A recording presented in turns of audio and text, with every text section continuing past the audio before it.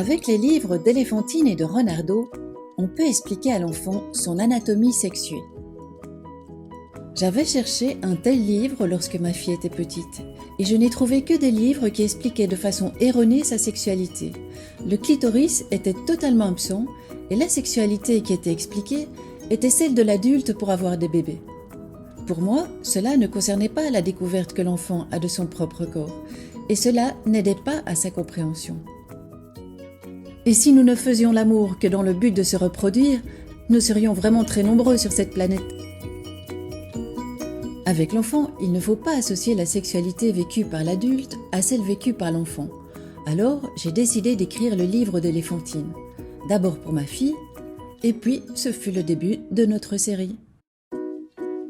Dans nos livres, nous expliquons à l'enfant son anatomie avec simplicité et sans tabou ou interdit, comme si nous traitions d'un autre sujet.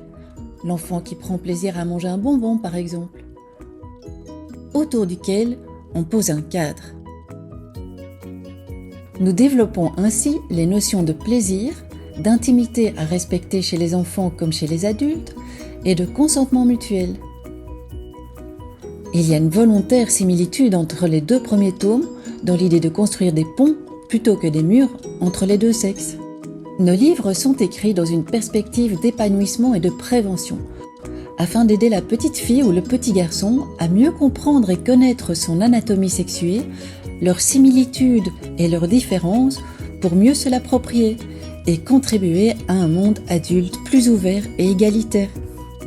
Nous avons accordé une importance particulière de partir d'informations correctes pour réaliser les schémas et les définitions qui sont au sommaire, validés par nos partenaires et les professionnels de la médecine et de la sexologie.